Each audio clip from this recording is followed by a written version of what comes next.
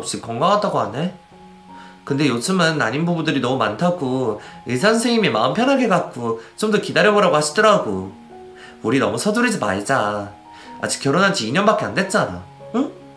때가 되면 분명히 찾아올 거야. 그래, 고마워 여보. 난 꼭 빨리 자기 닮은 예쁜 딸이랑 나 닮은 아들이 갖고 싶어서 그랬어. 내가 너무 성급했나 봐. 그치? 아내와 저는 다시 한번 사랑을 확인하며 시간을 보냈습니다. 아내는 가끔씩 친정에 가서 자고 오는 일이 있었어요. 제가 같이 간다고 해도 혼자서 가는 것이 편하다고 했고, 혼자 계신 친정엄마가 걱정이 된다고 그랬죠. 사실 저는 처가에 들어가 본 적이 많지 않습니다. 아내는 항상 자신의 차로 친정을 왔다 갔다 했고, 가끔 제가 말없이 처가에 들러 장모님께 전화를 드리며 집 밖으로 나와서 저를 만나셨고, 집 안에는 잘 들이지 않으셨어요. 집에 손님이 와 계신다, 집이 더럽고 청소도 안 했다라는 말씀을 하시곤 하셨는데, 그래도 왠지 저는 서운할 때가 한두 번이 아니었습니다. 제 부모가 안 계시다 보니 장모님을 제 어머님처럼 생각하고 스스럼 없이 가깝게 지내고 싶었거든요. 때로는 퇴근길에 들러 저녁 한 그릇 얻어먹을 수 있는 그런 사이 말이에요. 몇 년간 처가댁에 들어간 것은 특별한 날 빼고는 손에 꼽을 정도이니 서운할 만도 하겠죠. 그렇게 또 몇 년의 시간이 지났습니다. 그동안 저는 아이가 생기지 않아서 많이 힘들어했고, 아내는 저보다는 덜 힘들어하는 것 같았어요. 항상 긍정적으로 생각하라며 오히려 저를 격려했었는데, 나중에는 제가 짜증이 좀 나서 아내에게 말했죠. 당신은 아이 갖고 싶은 생각이 있는 거야 없는 거야? 나만 전전긍긍하고 그러는 것 같아서 나 좀 서운해. 우리 인공수정이나 다른 방법도 생각해보자. 몇 년 동안 임신이 한 번도 안 되는 건 뭔가 문제가 있다는 거 아니야? 우리 둘 다 같이 병원에 다니면서. 또 그 얘기야? 당신이 이렇게 성급하게 생각하고 부정적으로 생각하니까 임신이 안 되는 거라고. 당신 친구를 봐. 낙천주의자 당신 친구 명호씨. 아무 생각 없이 아이 3명 낳았다고 하고 못 들었어? 당신도 좀 그렇게 생각하자고. 아내는 제 친구를 들먹거리며 제 성격에 문제가 있다고 했었어요. 제 친구 명호는 정말 무엇이든지 긍정적으로 생각하고 화를 단 한 번도 내지 않은 고등학교 친구였는데, 아내와도 몇 번 만남을 가져서 서로 잘 알고 있었거든요. 그 말을 하고 얼마 후 친구 명호에게 전화가 왔었는데 제게 이상한 말을 했습니다. 주말에 제가 회사 워크숍 때문에 집을 비운 적이 있었는데, 놀이동산에서 제 아내와 어떤 아이, 그리고 다정한 한 남자가 함께 있었다는 거예요. 누가 봐도 엄마, 아빠, 아이로 보이는 세 가족이 너무나도 화목하게 놀이기구를 타고 사진을 찍으며 놀고 있었다는데, 저는 그 말을 듣고 말도 안 되냐며 화를 버럭 냈었죠. 명호야, 너 그게 무슨 말이야? 그럼 내 와이프가 다른 놈이랑 다른 애랑 셋 가족이라도 된다는 거야 뭐야? 말도 안 되는 소리 지금 나한테 믿으라고? 아니, 나도 사실 믿기지가 않는데 내가 확실히 봤다니까? 나도 애 셋 키우면서 놀이동산 가면 어느 정도 가족인지 아닌지 보는 눈이 생기잖아. 너 혹시 네 와이프 과거에 어떤 사람인지 알아봤어? 뭐? 너 미쳤냐? 이따위 말하려고 나한테 연락한 거냐? 무슨 말이 하고 싶은 거야? 됐고, 너 이딴 말 다시 한 번 하면 너랑 연 끊을 테니까 그런 줄 알아. 알았어? 저는 친구에게 버럭 화를 내버렸어요. 정말 말도 안 되는 소리라고 생각했죠. 설마 이 천사 같은 아내가 그럴 것이라고는 단 1%도 상상하지 않았습니다. 그리고 얼마 후 아내는 임신 소식을 건네왔어요. 세상에서 가장 기다리고 또 기다리던 임신 소식이라 저는 세상에 다 얻은 것처럼 행복했죠. 너무 감사한 마음에 아내가 갖고 싶어하던 비싼 명품 백 하나를 사주었어요. 제가 건물을 갖고 있긴 해도 워낙에 소박한지라 명품 같은 건 가져본 적도 없었어요. 그런데 너무 마음고생이 심했다 보니 아내가 원하는 건 무엇이든 해주고 싶어서 백을 사주었죠. 저는 날아갈 듯이 기뻤습니다. 세상에서 제가 제일 행복한 사람인 것 같았어요. 더 이상 그 무얼 바라겠어요. 돈도 뭣도 아무것도 바랄 것이 없었습니다. 임신한 아내는 점점 짜증이 늘었고 잠도 많이 늘었어요. 아무 일도 아닌 걸로 화도 많이 냈고 제가 곁에 다가가는 것도 싫어했어요. 아, 왜 이래? 내 옆에 오지 마. 짜증나고 귀찮단 말이야. 나 자고 싶어. 아무것도 하기 싫고 그냥 잠만 자고 싶어.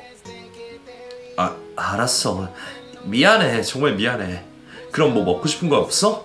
말만 해. 내가 어디라도 가서 자기가 먹고 싶은 거 다 사다 줄게. 없어. 지금 이 떡 때문에 먹을 거 생각도 하기 싫으니까 말도 꺼내지 마.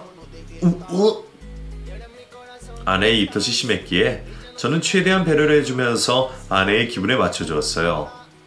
먹을 것도 싫고 아무것도 싫고 자신을 혼자 내버려 두기만 하라는 아내의 말을 최대한 들어주기 위해서 그대로 따랐습니다. 아내가 입덧을 하는 만큼 저 또한 외롭기 힘들었지만 참고 인내했고 되도록이면 집에 빨리 와서 집안일을 도와주려고 노력했어요. 아내는 임신을 한 이후에 더더욱 친정에 많이 가 있었어요. 피곤하고 귀찮고 밥하기도 싫다며 친정에서 며칠씩 자고 오기를 반복했는데 솔직히 저도 그런 처가 댁에서 함께 지내고 싶더라고요. 아니면 저녁에 가서 같이 밥이라도 먹고 왔으면 좋겠는데 장모님과 아내는 극구 제가 처댁에 가는 것을 말리셨습니다. 아니, 뭐하러 피곤하게 여기까지 오나? 자네도 직장에 출근하려면 혼자 푹 쉬는 게 낫지. 내 딸을 걱정하지 말고 자네는 그저 푹 쉬게나. 장모님, 그래도 저 밥 한 끼만 주세요. 저 아무거나 잘 먹는 거 아시잖아요. 혼자 밥 먹기도 그렇고 장모님 댁에서 밥 먹고 싶어요. 아니, 다른 집 남자들은 아내가 친정가면 좋아서 난리인데 왜 그런지 모르겠구만. 그냥 마음 놓고 편하게 있으라니까, 알았지? 집에 오지 말고 그냥 편하게 지내게나. 그럼 이만 끝내. 제 할머니는 장모님의 이런 태도가 몹시 마음에 들지 않는다고 말씀하셨지만 저는 이때도 할머니를 이해시키려고 노력했어요. 장모님은 절대로 나쁜 분이 아니시고 그저 집안 사는 꼴이 좀 부족해서 그러시는 것이라고 애써 포장해서 말씀을 드셨고 할머니는 그런 제가 답답하다고까지 하셨습니다. 며칠 집에 혼자 있다 보니 문득 친구가 있던 말도 떠오르더군요. 제 아내가 다른 남자아이가 함께 놀이동산에서 다정하게 놀고 있었다는 것이요.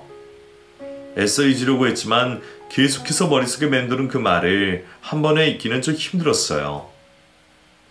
혼자 집에서 이런저런 시간을 보내다 보니 너무 심심하기도 해서 집안 대청소를 하기도 했죠. 아내는 깔끔하게 정돈을 잘하는 편이 아니었기에 집안 구석구석 손때가 묻어 있었거든요. 안방 화장실부터 아내의 화장대까지 먼지가 있는 곳을 찾아 열심히 청소를 하고 있는데 아내의 화장대 서랍 속 깊은 곳에서 어떤 약 하나가 나왔습니다. 무슨 약인가 싶어 자세히 들여다보니 피임약이라고 쓰여 있었고 꽤 많이 먹다 남은 흔적이 엿보였어요. 그동안 제가 아이를 갖고 싶어서 그렇게 안달한 것을 알면서 설마 아내가 이런 약을 먹었을까 싶었지만 부정할 수 없는 현실이었습니다. 그 약을 보고 너무 미칠 듯이 화가 났지만 이미 아내의 뱃속에는 아이가 있었기에 더 이상 스트레스는 주고 싶지 않더라고요. 그래서 그냥 나중에 말할 기회가 생기면 좋게 얘기하고자 하고 참고 또 참았습니다. 얼마 후 아내가 집에 왔어요. 며칠씩 지내다가 집에 왔는데 집이 깨끗하게 청소가 되어 있으니 너무 좋아하더라고요. 저는 또 그런 아내를 보니 행복해졌고요. 아내의 배는 점점 불러갔고 입덧도 끝나가는 것을 보니 앞으로는 진짜 행복만 있을 것이라는 생각에 마음이 안정이 되기도 했습니다. 그러던 어느 날 제가 회사에서 일찍 끝나는 날이 있었어요. 회의가 일찍 끝나 우연히 자유시간이 생기게 되었죠. 저는 아내에게는 일부러 말하지 않고 깜짝 놀랄 이벤트를 준비해주기로 결심했어요. 아내가 특별히 좋아하는 애플망고와 맛있는 케이크를 준비했죠. 아내가 좋아할 생각을 하니 어찌나 설레이던지 제가 더 기분이 좋았습니다. 막 점심시간이 지나 2시쯤 되었기에 아내가 혹시 낮잠을 잘 수도 있겠다는 생각에 최대한 조심스럽게 문을 열고 집으로 들어갔어요. 그런데 이게 웬일입니까? 저희 집안 거실에 낯선 남자와 아이가 소파에 앉아있는 게 아니겠어요? 너무 놀라서 쳐다보고 있었는데 잠시 뒤 아내가 거실 화장실에 갔다가 저를 발견하고는 갑자기 악 하면 소리를 질렀어요. 여보, 이 사람들 누구야? 아내 역시 거실에 있던 아이와 낯선 남자가 누군지 모른다며 깜짝 놀란 표정을 짓더라고요. 저도 너무 놀라서 얼른 그 남자에게 말했죠. 당신 뭐야? 당신 누구야? 얼른 안 나가? 여기 우리 집이라고, 우리 집! 아, 제가... 네네네, 지금 나갑니다. 나가요.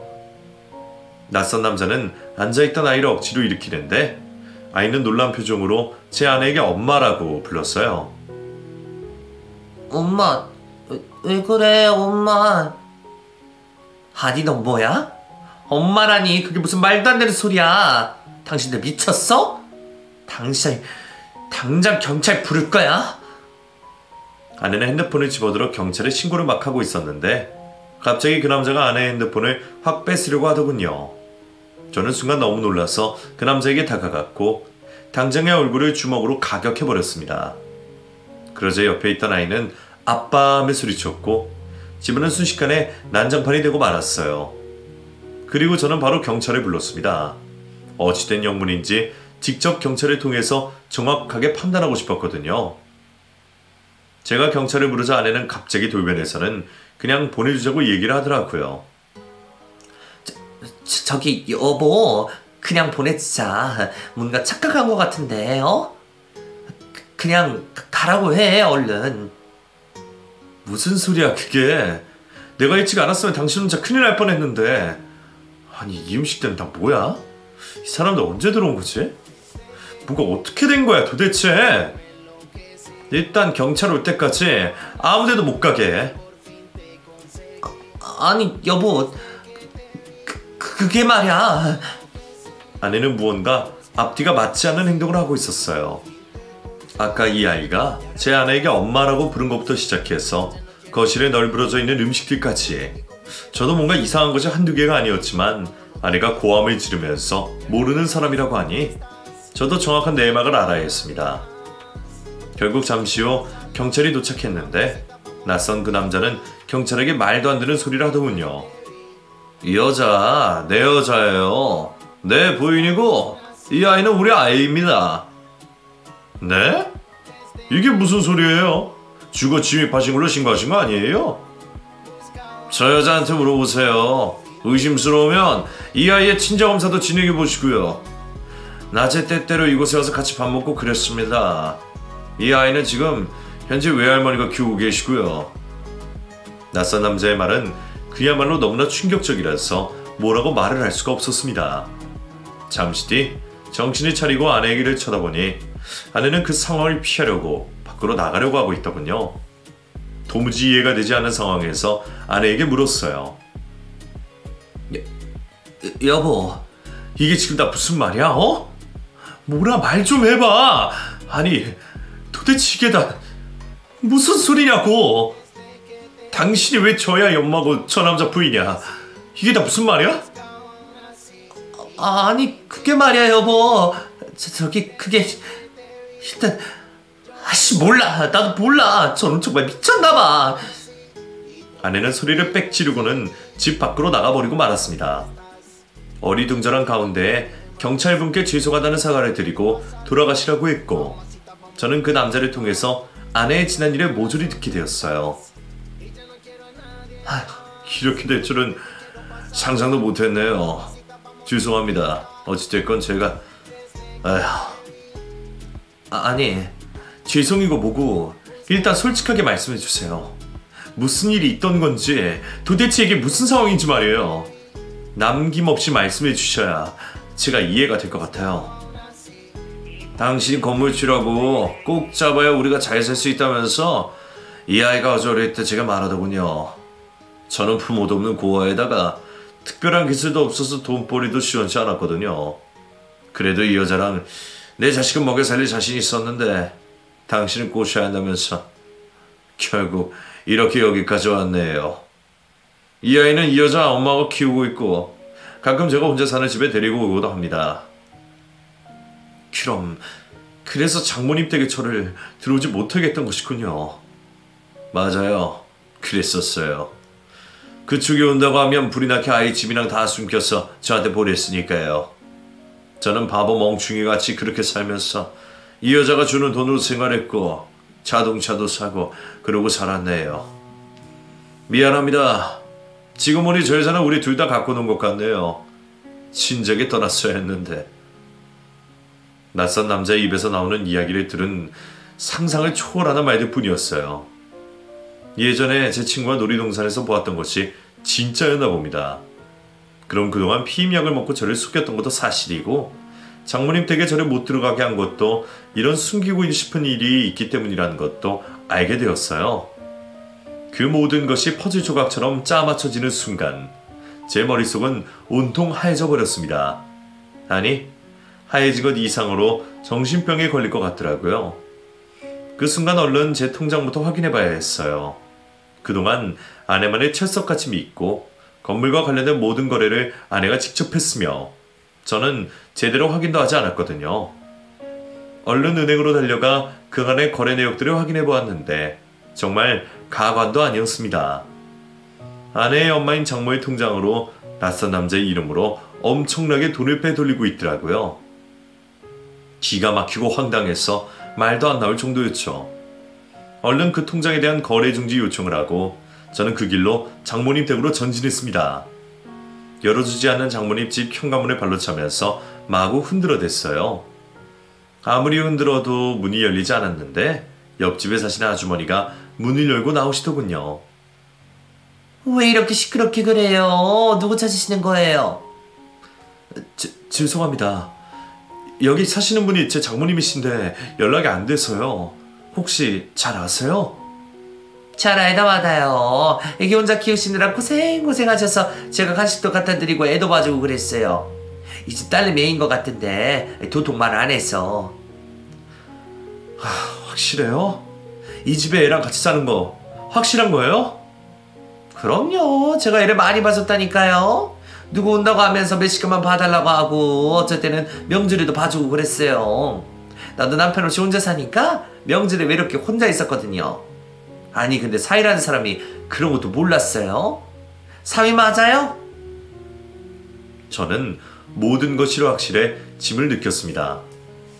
너무나도 황당하고 비참함에 아무 말도 할 수 없었고 그 자리에 털썩 주저앉아 버렸어요. 도대체 어찌해야 할지 답도 나오지 않았고 아무 생각도 들지 않았습니다. 다시 일어나 정신을 차려보니 어느덧 해가 저물어 있었고 저는 그 길로 할머니 댁으로 갔어요. 그냥 할머니 얼굴밖에 떠오르지 않았고 너무나 심한 죄책감이 들었거든요. 할머니는 제 표정만 보시고는 무슨 일이 있을 것이라는 직감을 하셨고 제게 아무것도 물으시지 않으셨습니다. 저는 할머니가 차려주신 저녁밥을 먹으며 얼마나 많이 울었는지 몰라요. 할머니 미안해요. 죄송해요. 할머니 말 들었어야 했는데. 할머니. 아이고 이놈아 왜 그렇게 서글이 피우는 게야? 실컷 울어라. 그래 실컷 울고 나중에 얘기할 수 있을 때 얘기해줘. 그렇게 한참을 울고 나서 저는 하나씩 할머니에게 이야기를 꺼냈습니다. 아내에게 다른 남자가 있다는 것, 그리고 저와 결혼하기 전에 아이까지 있는 상황이었다는 것, 비임약부터 시작해서 장모가 속였다는 것까지 모조리 다 이야기했죠. 할머니는 이내 듣고만 계시더니 제가 하고 싶은 대로 다 하라고 말씀하셨어요. 그 무엇이든 제가 한다는 것은 다 하게 도와줄 수 있다고 하시면서 말이에요. 저는 그래도 아내의 뱃속에 아이가 있으니 이혼만은 하고 싶지 않다고 했지만 할머니는 뱃속의 아이가 제 아이가 맞느냐고 되물으셨습니다. 이런 일을 겪으면서도 아내의 뱃속의 아이가 제 아이가 아니라는 생각은 단 한 번도 하지 않았었는데 막상 할머니의 말씀을 들으니 크게 공감이 가더라고요. 저는 그 후로 큰 결심을 했고 아내와의 이혼은 잠시 미뤄두고 별거에 들어갔습니다. 그로부터 2달 후 아내는 아이를 출산했고 저는 그 즉시 병원으로 가서 유전자 검사를 의뢰하게 되었어요.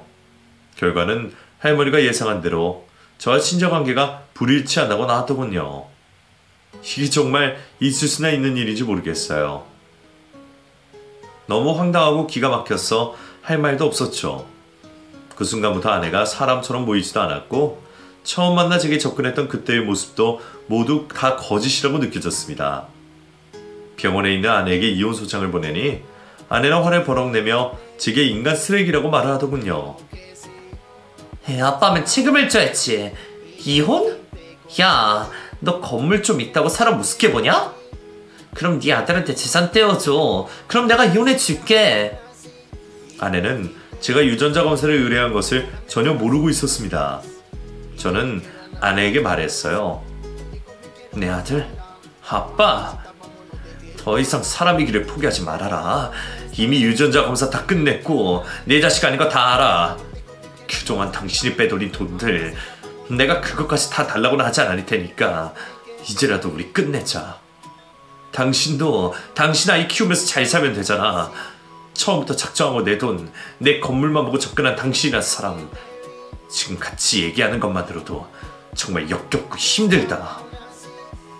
그러자 옆에 있던 장모가 제 멱살을 잡으시며 자기 딸의 인생을 책임지라고 하더라고요.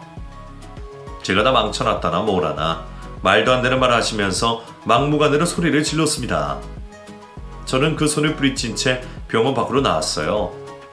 더 이상 그 어떤 미련과 책임도 없이 깔끔하게 그녀와 끝내버릴 수 있게 되었죠. 그 후로 저는 지난날 할머니가 물려주신 유산에 대해서 깊은 반성을 하고 나서 좀 더 열심히 관리자 모드로 돌입했습니다. 돈에 관심이 있다기보다는 할머니가 저를 위해 남겨주신 보물이라는 생각으로 청소부터 시작해서 정말 열심히 깨끗하게 관리하기 있어요. 사람을 돈으로만 보고 접근하는 나쁜 사람들이 더 이상 이 세상에 없어졌으면 좋겠습니다. 그래서 부디 여러분들은 저와 같은 상처를 받지 않으셨으면 해요. 그들이 지금 어디에서 어떻게 살고 있는지 관심도 없고 알고 싶지도 않네요. 앞으로 저는 저와 제 할머니만을 위해서 살아갈 거예요. 제 긴 사연 끝까지 들어주셔서 감사드려요. 여러분들에게 행복한 미래가 함께 하시길 간절히 기원하며